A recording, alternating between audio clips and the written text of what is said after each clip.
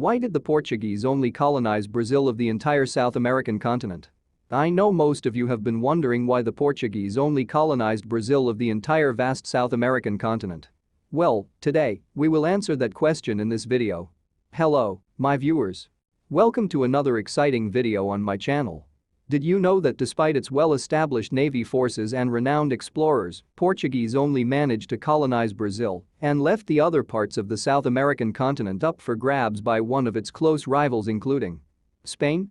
Yes, I know Brazil is a big country and the leading superpower in the South American continent. However, Portuguese could have grabbed other countries in the west and south of the continent were open to colonization. Therefore, what makes Brazil special? What was the condition in South America during the colonization period? History of Portugal. Before we dive into the specifics of the Portuguese's colonial activities, we will explore the Portuguese's history as a country and its motives during the colonial period.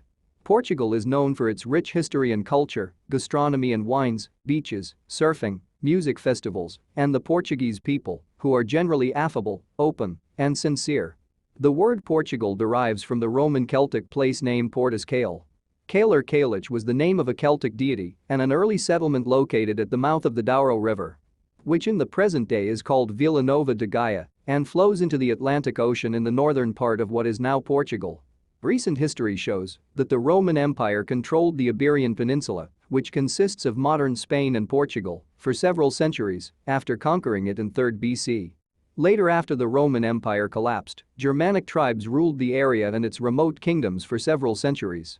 Years later, the 711-716 invasions by the Islamic Umayyad Caliphate conquered the Visigoth kingdom and founded the Islamic state of Al-Andalus, gradually advancing through Iberia. In 1095, Portugal broke away from the Kingdom of Galicia. Henry's son Afonso Henriques proclaimed himself King of Portugal in 1139. The Moors conquered the Algarve in 1249, and in 1255 Lisbon became the capital. Portugal's land boundaries have remained almost unchanged since then.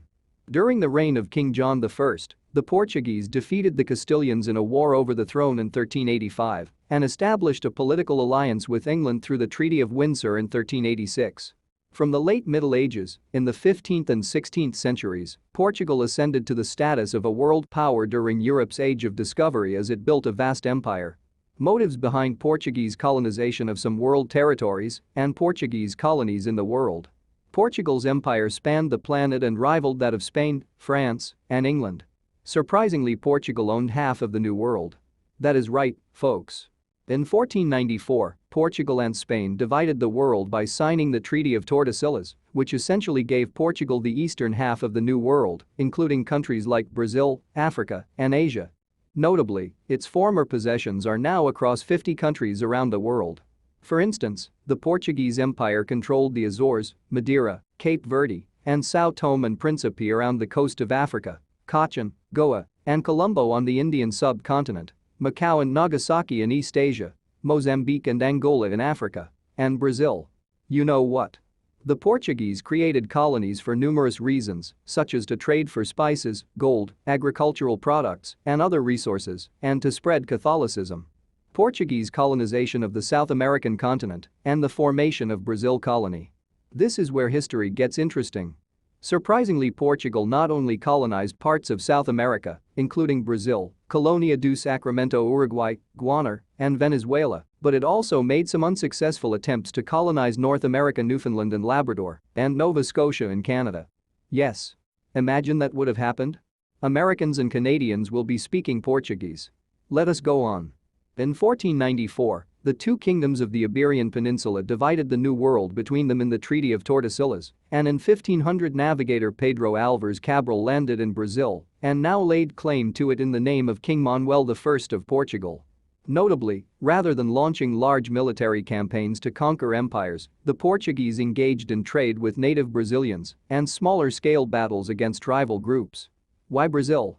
Brazil was rich in natural resources such as hardwoods, diamonds, and gold from the Minas Gerais region.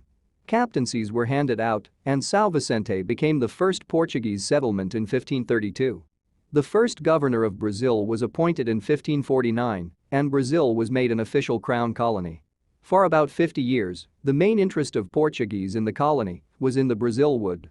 the tree used for dye, which gave its name to the new colony. Later the Portuguese began to settle on the land. Portuguese activities during the colonization of Brazil. Surprisingly, early Portuguese goals were to monopolize the lucrative trade of pau-brasil, the redwood they valued for making dye, give the colony its name, and establish permanent settlements. Evidence shows that the Indians and Portuguese initially worked together to harvest trees. Initially, the Portuguese bartered with the natives to bring Brazil wood and other forest items to the coast. However, when the natives had accumulated all the tools and pots they needed, they showed a lack of interest in continuing the arrangement. Consequently, the Portuguese turned to violent persuasion and imported an estimated 560,000 Central enslaved Africans who arrived in Brazil during the 17th century and the indigenous slave labor that the bandeiras provided. The Portuguese crown made the first systematic effort to establish a government in Brazil in 1533.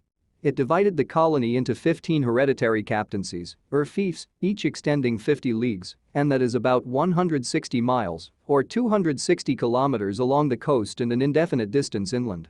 Benefits of Portuguese colonization of Brazil. It is believed that the Portugal colonization of Brazil opened the country to the international market for its economic expansion, leading to rapid economic growth and development during the colonial era.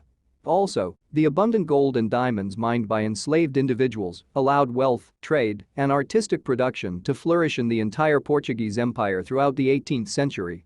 As the closest port to the mining region, Rio de Janeiro was named Brazil's new capital city in 1763. Independence of Brazil. Talk about a blessing in disguise. Although it was a world power in the Middle Ages, Portugal's signs of military decline began with the Battle of Alcácer Quibir in Morocco in 1578 and Spain's attempt to conquer England in 1588 by means of the Spanish Armada, while Portugal was then in a dynastic union with Spain and had contributed ships to the Spanish fleet. Further setbacks included the destruction of much of its capital city in an earthquake in 1755. Notably, at the start of the 19th century, Napoleon's invasion of Spain helped lead to independence for Spanish and Portuguese colonies because the Spanish king was imprisoned, so the empire was weakened. The invasion of Portugal by Napoleon caused the Portuguese ruler to flee to Brazil, where his son would later become ruler. Also, the prince, the royal family, and a horde of nobles and functionaries left Portugal on November 29, 1807, under the protection of the British fleet. After several delays, they arrived in Rio de Janeiro on March 7, 1808. In 1821, Portugal gave Brazil colonial status, which outraged citizens who did not want to be exploited by the king. The new Brazilian leader, Dom Pedro I, led to Brazil gaining independence on September 22, 1822, after writing a letter to his father, King John, who declared Brazil's independence from Portugal. Therefore, following more than 3 centuries under Portuguese rule, Brazil gained its independence in 1822, maintained a monarchical system of government until the abolition of slavery in 1888, and the subsequent proclamation of a republic by the military in 1889. Legacy of Portuguese colonization of Brazil. There you have it, folks. The Tordesillas Meridian Agreement divided South America into 2 parts, leaving a large chunk of land to be exploited by the Spaniards, while Portugal colonized Brazil.